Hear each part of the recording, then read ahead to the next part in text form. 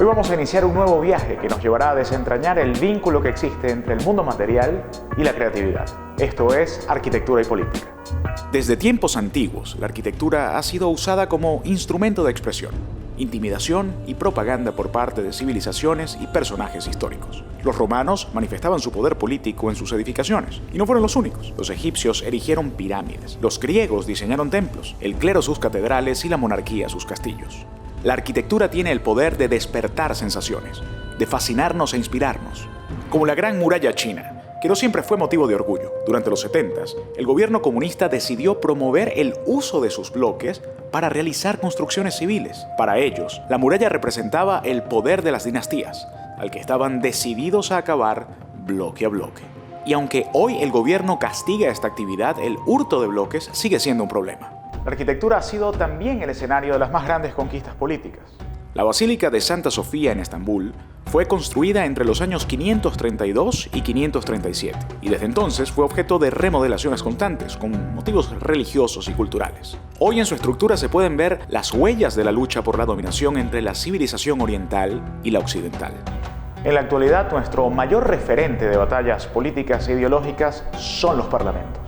¿Te has preguntado por qué están construidos de esa forma? En la Francia de 1789, en la que la revolución estaba en pleno desarrollo, los políticos debatían sobre el derecho a veto del rey en las decisiones que tomara la asamblea.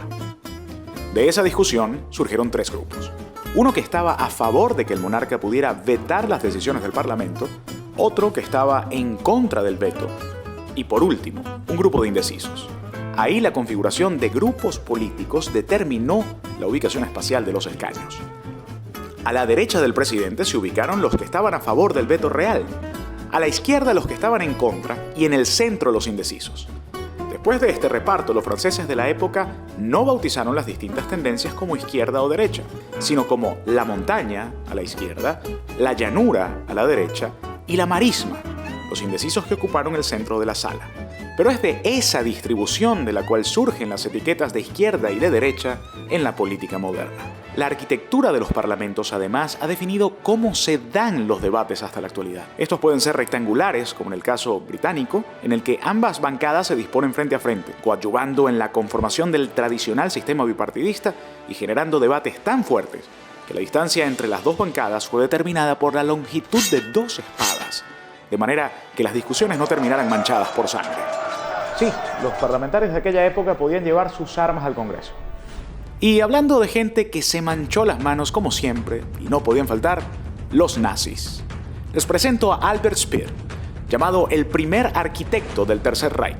Su primer encargo es el proyecto de decoración de la tribuna del campo Zeppelinfeld en Nuremberg, con motivo de los actos del primer congreso del partido. La obra es quizá su proyecto más significativo, símbolo de la megalomanía nazi, al servir como marco de la grabación de la obra maestra de la propaganda del Reich, El triunfo de la voluntad, dirigida por Leni Riefenstahl.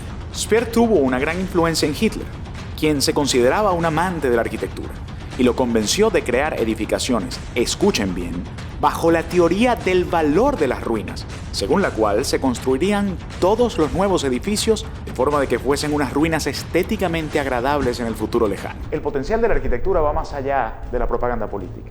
Es una de las formas más directas que han hallado los líderes del mundo para garantizar su lugar en la historia. Tras la Gran Depresión en Estados Unidos, Franklin Delano Roosevelt aplicó un programa conocido como el New Deal, que pretendía sacar al país de la recesión económica.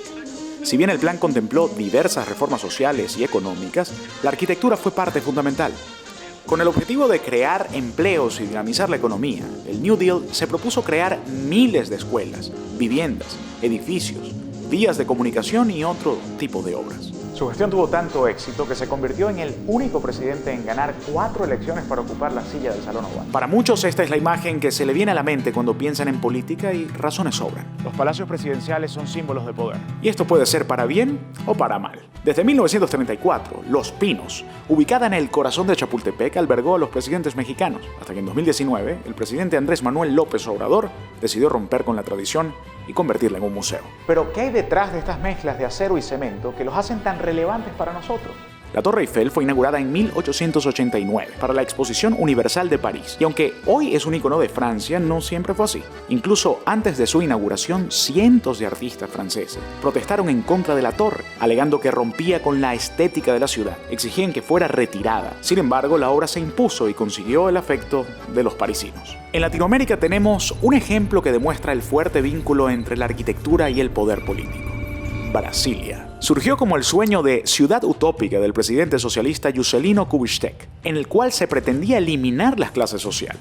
Brasilia sería la nueva capital y la nueva sede del poder político en Brasil. Diseñada por el arquitecto Oscar Niemeyer y el urbanista Lúcio Costa, se convertiría en una ciudad amplia, organizada, y es la única construida en el siglo XX que ha sido declarada como Patrimonio Histórico y Cultural de la Humanidad por la UNESCO. Los regímenes autoritarios usualmente descansan su vía hacia la trascendencia en lo material. Cuando gobiernas por la fuerza, cuando tienes manchas de violaciones de derechos humanos, persecución y tortura, una apuesta es cubrir las desgracias colectivas con bloque y cemento. Lo peor es que en más de una ocasión es una fórmula que resulta. Marcos Pérez Jiménez, dictador militar venezolano de mediados del siglo XX, es el perfecto ejemplo de esto. Durante sus años al frente del régimen de facto se llevó a cabo un impresionante plan de obras públicas que plagó la geografía venezolana de construcciones que perduran hasta nuestros días. Fue tal la magnitud de lo construido en esos años que con el pasar del tiempo en algunos sectores de la sociedad se pasa por alto el récord lamentable y criminal de perseguidos, torturados y encarcelados para rescatar y en ocasiones evocar con nostalgia la vocación constructora de la dictadura militar. Sí,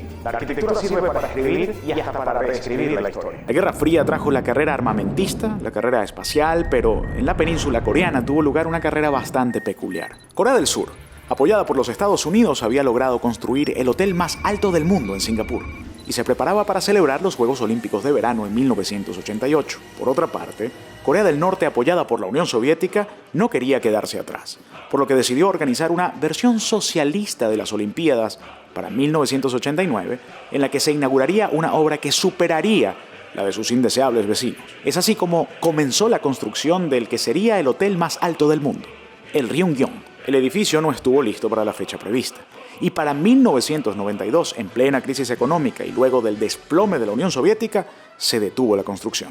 Este gran elefante blanco no recibió ninguna modificación sino 16 años después, en el que le agregaron vidrio y metal a su fachada y más recientemente le agregaron luces LED para convertirlo en una gran pantalla que se encendería para transmitir mensajes importantes. Pero nunca pudo entrar en funcionamiento. La mala calidad de los materiales y errores en diseño han hecho imposible el desarrollo de ningún proyecto. Lo peor es que si ese hotel abriese hoy, ya no sería el más alto del mundo.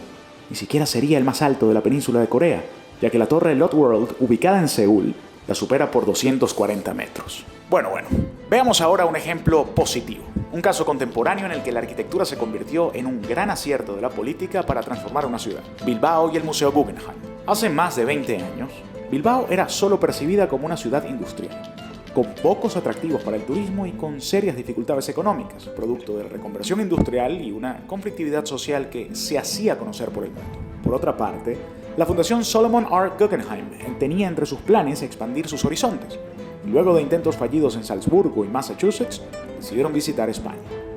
Visitaron Madrid, Barcelona, Sevilla, pero ningún plan se concretaba, hasta que surgió Bilbao. El acuerdo logrado entre el gobierno vasco y la fundación logró revitalizar la ciudad, convirtiéndola en una referencia de gran peso para los artistas mundiales. La política y la arquitectura jugaron a favor del desarrollo. Quienes criticaban la obra por sus altos costos al poco tiempo terminaron reconociéndola y admirándola. No dudemos en afirmar que la arquitectura junto a la política han operado de la mano para moldear la forma en la que nos relacionamos con el poder y sentar las bases de lo que somos. Si se les ocurre algún otro ejemplo, no duden en ponerlo en los comentarios abajo. Esto fue Arquitectura y Política. Yo soy Marco Trejo. Hasta una próxima entrega.